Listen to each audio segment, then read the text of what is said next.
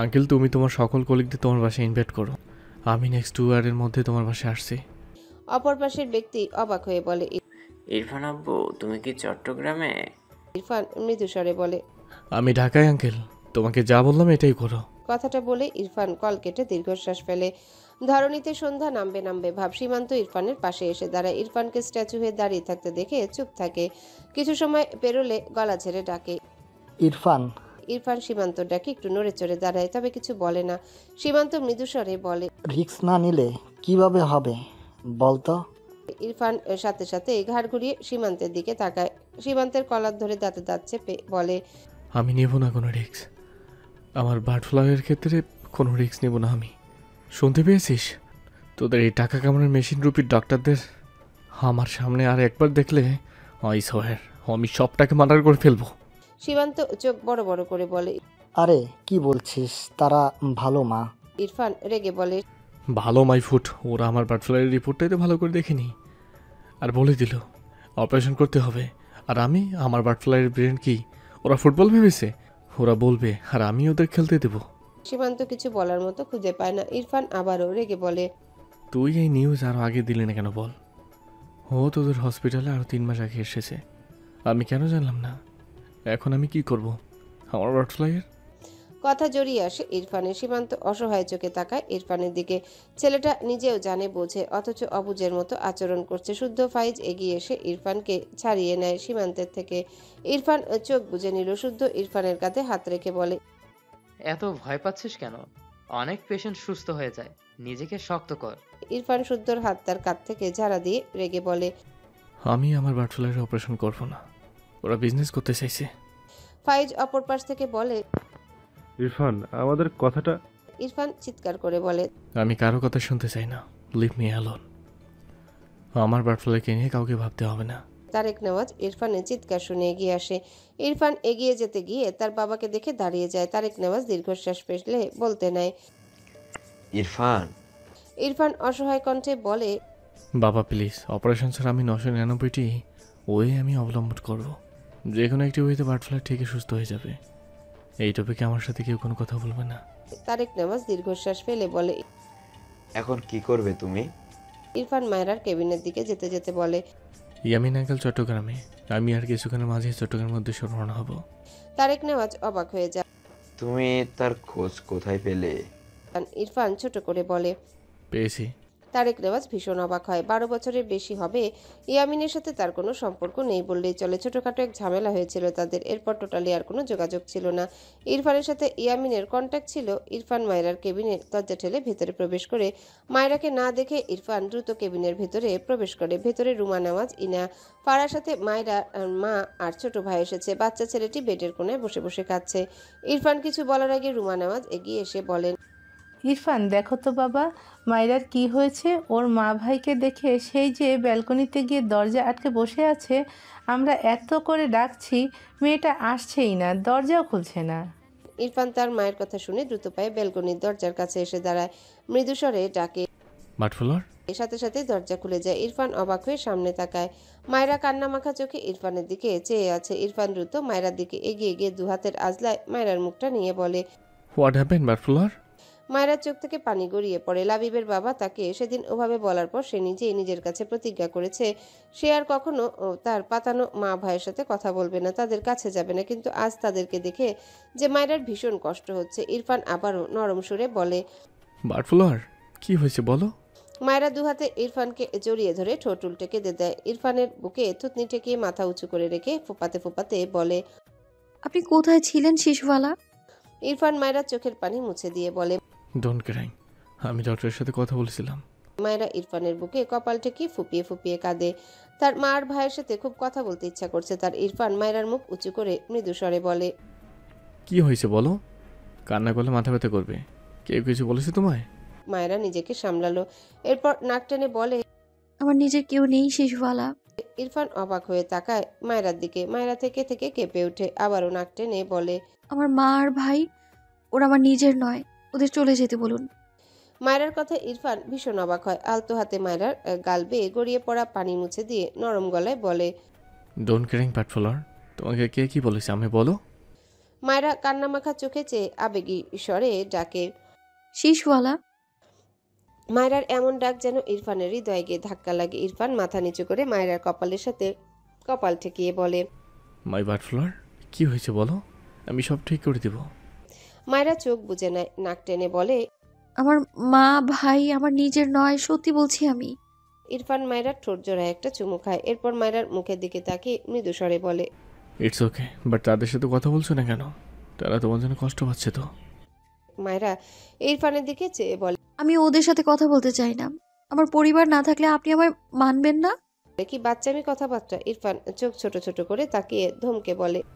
এসব উল্টো পাল্টা কথা বললে থাপ্পড় দিয়ে সপ্তাহ ফেলে দেবো, স্টুপিড কথাকার। মায়রা ঝাঁকি দিয়ে ওঠে। সে বুঝতেই পারেনি ইরফান তাকে ধমকাবে। মায়রা অভিমানী চোখ জোড়া নামিয়ে ইরফানকে ছেড়ে দাঁড়ালো।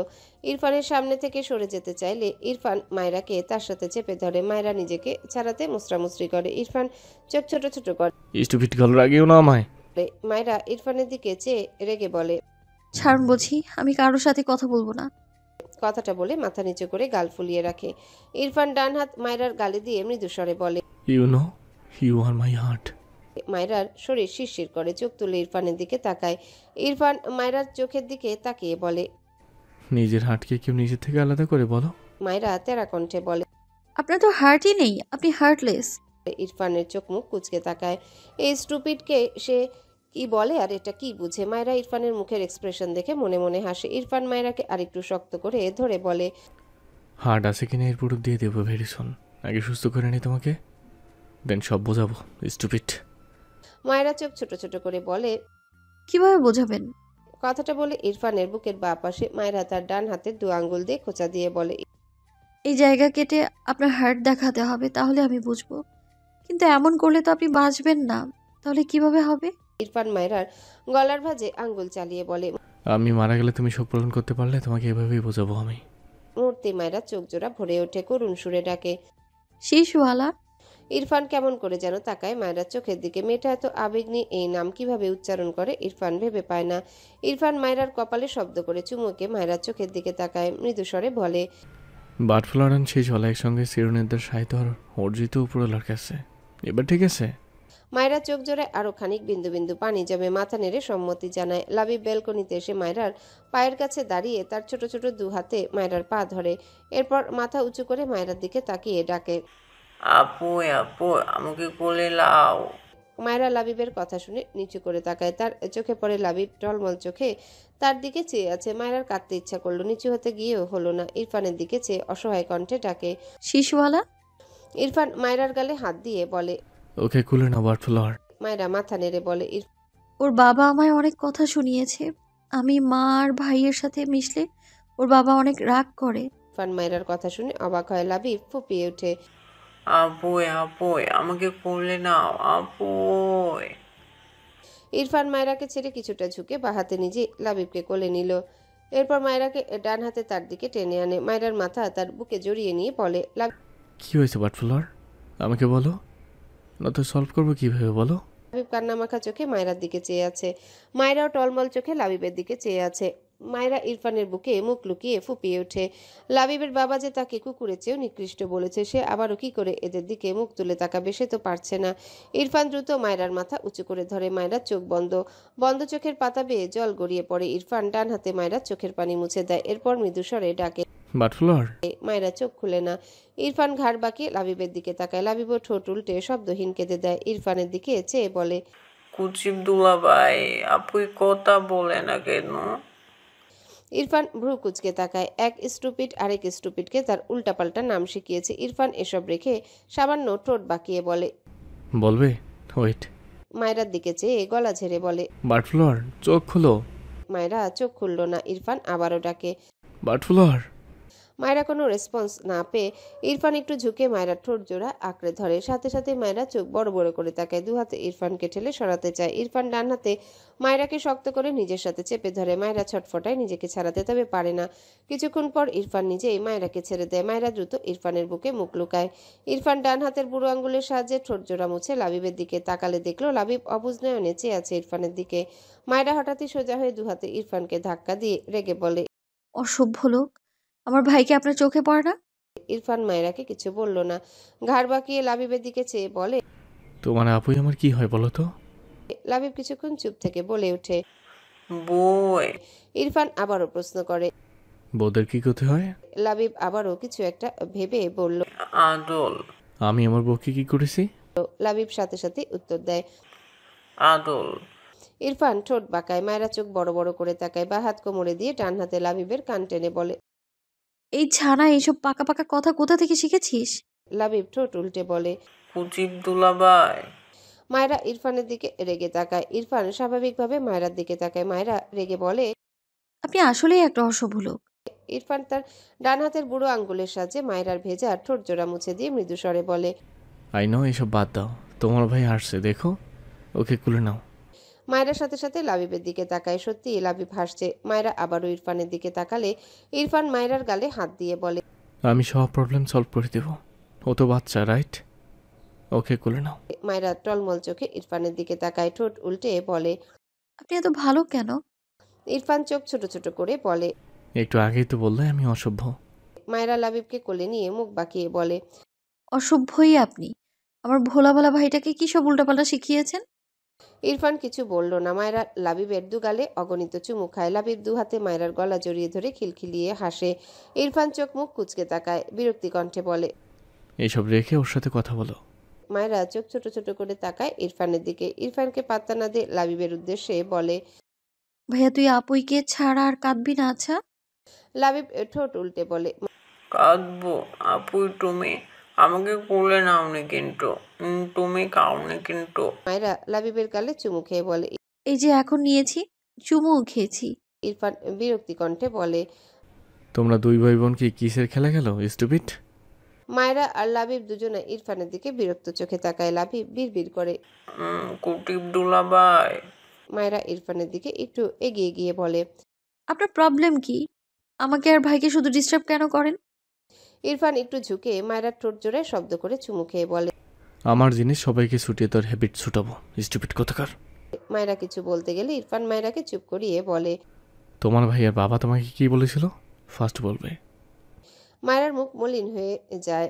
দৃষ্টি ঘুরিয়ে লাবিবের দিকে তাকায়। তার মা আর ভাইয়ের সাথে রক্তের সম্পর্ক না থাকলেও মায়েরা তো এদের নিজের চেয়েও বেশি কিছু ভাবে। ইরফান মায়েরার গালে হাত দিয়ে মৃদুস্বরে বলে। Speak up butterfly. মায়েরা ইরফানের দিকে চেয়ে থেমে থেমে সবই বলে। লাবিবের বাবা তাকে সেদিন যা যা বলেছিল সবই ইরফানকে বলে। সব শুনে ইরফান দুহাত মুষ্টিবদ্ধ করে রাগ সংবরণ করে বিড়বিড় করে। বস্টার্ড বাটফ্লোয়ার সুস্থ হওয়ার আগ পর্যন্ত ওরে নেই। মায়েরা ইরফানের দিকে চেয়ে ভারী গলায় বলে। আমার নিজের বাবা মা কেউ নেই শিশুওয়ালা। শ্যামা মা জন্মের সময় মারা গিয়েছে আর বাবা কয়েক মাস পর মারা গিয়েছে। কথাটা বলতে বলতে মায়েরার চোখ থেকে পানি গড়িয়ে পড়ে। ইরফান দুহাতে রাজলায় মায়েরার মুখটা নিয়ে মায়েরার চোখের পানি মুছে দেয়। নরম সুরে বলে। ডোন্ট ক্র্যাঙ্ক বাটফ্লোয়ার, আমি সব ঠিক করে দেবো, ওকে? অ্যান্ড আর কখনো বলবে না তোমার কেউ নেই, সবাই আছে তোমার। একটু থেমে আবারও বলে। তোমার ভাইয়ের বাবা ভালো মানুষ নয়, আর খারাপ মানুষের জন্য ভালো মানুষের মনে কষ্ট দিতে নেই। তোমার মা আর ভাই কোনো দোষ নেই, রাইট? তাহলে তাদের কেন কষ্ট দিচ্ছ বলো? মায়েরা বলতে নেয়। কিন্তু লাবিবের বাবা। ইরফান মাঝপথে বলে। বলেছি না সব ঠিক করে দেবো। সে নিজেই তোমাদের কাছে এসেছে। তোমার মা আর তোমার ভাইয়ের সাথে কথা বলবে। মায়েরা অবাক হয়ে বলে। কিভাবে? ইরফান মায়েরার কপালে চুমু খেয়ে বলে। এত জানতে হবে না, এসো তোমার মায়ের সাথে কথা বলবে। কথাটা বলে মায়েরার হাত ধরে ব্যালকনি থেকে রুমের ভেতরে প্রবেশ করে। মায়েরার হাত ছেড়ে দিলে মায়েরা এগিয়ে যায় তার মায়ের দিকে। লাবিবকে এই বেডের উপর নামিয়ে দিয়ে মায়েরা নিজেই তার মাকে জড়িয়ে ধরে। ইরফান কেবিন থেকে বাইরে বেরিয়ে যায়। মায়েরার মা মায়েরার পিঠে হাত বুলিয়ে ভাঙা গলায় বলে। আমাদের কাউকে একটিবার কেন বললি না মা? মায়েরা নীরবে চোখের পানি ফেলে। বেশ কিছুক্ষণ পর তার মাকে ছেড়ে দাঁড়ায়। মায়েরার মা মায়েরার চোখের পানি মুছে দেয়। মায়েরা নাক টেনে বলে। আমার জন্য তোমার কত অশান্তি হয়। আমি না থাকলে তো ওসব হবে না আর। মায়েরার মা মায়েরার মুখে কয়েকবার চুমু খেয়ে বলে। আমার মেয়ের চেয়ে আমার কাছে ওসব সস্তা শাড়ি বড় হয়েছে কখনো? ওসব ভাবতে না করি না আমি তোকে? ওসব আমি বুঝে নিব। তোর মায়ের ভালোবাসা চোখে পড়ে না মা? তুই ছাড়া তোর এই মা শূন্যবাকে কিভাবে থাকবে? একবারও ভাবিসনি কেন? মায়েরা মাথা নিচু করে ফুপিয়ে কাঁদে। মায়ের বুকে মাথা রেখে কান্না ভেজা গলায় অভিযোগ করে। তোমার স্বামী বলেছে আমি তোমার আর ভাইয়ের সাথে কথা বলে সে আমাকে মেরেই ফেলবে। বলেছে আমি নাকি তোমাদের জাদু করেছি, তাই তোমরা আমায় ভালোবাসো। বলেছে তুমি তোমার নিজের মা নও, একদিনও পেটে ধরনি, তবে কেন তোমাকে মা ডাকি আমি? ওসব শুনে আমার খুব কষ্ট হয়েছে মা। সবাই কেন বলে তুমি আমার মা নও? কাঁদতে কাঁদতে বলা মায়রার কথাগুলো শুনে মায়রার মা নীরবে চোখের জল ফেলেন। রুমা নেওয়াজ বিস্ময় দৃষ্টিতে তাকিয়ে আছেন। ফারা, ইনায়ার চোখে পানি। মায়রা তাদের চেয়ে কত ছোট, অথচ মেয়েটার জীবনে কত কষ্ট। একটা মানুষ কত কষ্ট পেলে তার বাঁচার ইচ্ছে মরে যায়। মায়রা আবারও বলে, তোমার স্বামী বলেছে আমি নাকি কুকুরের চেয়েও নিকৃষ্ট, কুকুরকে তাড়িয়ে দিলেও তো তারা আর আসে না, কিন্তু আমি বারবার তোমার আর ভাইয়ের কাছে যাই। আমি তো আমার পর মা ভাইকেই অনেক ভালোবাসি, সেটা কেউ কেন বোঝে না মা? ইরফান দরজার কাছে দাঁড়িয়ে মায়রার প্রতিটি আহাজারি শুনল। নির্জীব চোখে মায়রার পানে চেয়ে রইল কতক্ষণ কে জানে। তার বার্ড ফ্লুর এত দুঃখ নিয়ে হেসে খেলে বেড়াতো। সে ছাড়বে না এই বাস্টার্ডকে। শুধু তার বার্ড ফ্লুর একবার সুস্থ হয়ে নিক, সুদে আসলে সব ফেরত দিবে। দীর্ঘশ্বাস ফেলে জায়গাটি প্রস্থান করে ইরফান। মায়রার মা মায়রার মাথা তুলে দুই হাতে মায়রা চোখ জোড়া মুছে দেয়। আবারও মায়রার মুখে কয়েকটা চুমু খেয়ে বলে, আমার সোনা মা তুই। এই যে তোর মা বলছে ওই লোকটাকে আমি ছাড়বো না, তুই দেখিস আর কখনো এসব পাগলামি করবি না। মায়রা নাক টেনে বলে। তুমি কিছু করতে হবে না, শিশুওয়ালা সব ঠিক করে দিবে বলেছে। মায়রার মা ভ্রু কুচকে বলে। শিশুওয়ালা কে? মায়রা থতমত খেয়ে তাকায়, লজ্জা পেয়ে যায়। আমতা আমতা করে বলে, তোমার মেয়ে জামাই। মায়রার মা মৃদু হেসে মায়রার ভেজা মুখ মুছে দেয়। মায়রার তার মায়ের দিকে চেয়ে অসহায় কণ্ঠে বলে, মা আমি বাঁচবো তো? মায়রার কথায় মায়রার মা অসহায় চোখে তাকায়। চোখ জোড়া আবারও ভরে ওঠে। ফারা এগিয়ে এসে মায়রার পাশে দাঁড়িয়ে মায়রাকে তার দিকে ফিরিয়ে বলে, এই মাইরা, এইসব বাজে কথা কেন বলো তুমি? ইরফান ভাই তোমাকে পাতালি নিয়ে যাবে, তবুও তোমার কিচ্ছু হতে দিবে না, বুঝেছো? মায়রা ফারাকে জড়িয়ে ধরে হেসে বলে। তুমি অনেক ভালো আপু। ফারা নিজেও মায়রাকে জড়িয়ে ধরে বলে, আমার ছোট বোন মায়েরার চেয়ে ভালো কেউ এখনো হতে পারেনি, বুঝলে? মায়রা একটু হাসলেও আবারও নীরবে চোখের পানি ফেলে। সে জানে তার অবস্থা ভালো নয়। তাকে তো ডক্টর নিজেই বলেছিল তার অবস্থার কথা, সে ভুলে যায়নি। এত এত ভালোবাসার মানুষগুলোকে রেখে মায়রার যেতে ইচ্ছা করে না, কিন্তু তার যে মরণ ব্যাধি। ফারা বুঝলো মায়রা কাঁদছে। মেয়েটির নিজেরও চোখ ভিজে যায়।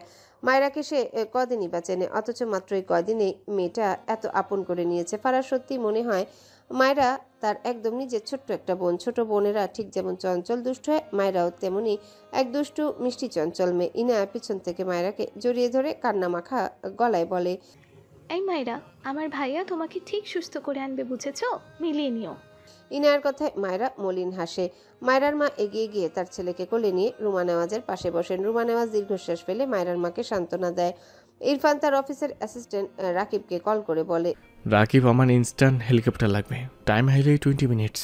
আমি ঠিকানা মেল করছি, গট ইট? রাকিব আমতা আমতা করলে ইরফান রেগে বলে, থাপ্পড় খেতে না চাইলে টাকা ঢাল আর আমার কাজ কর।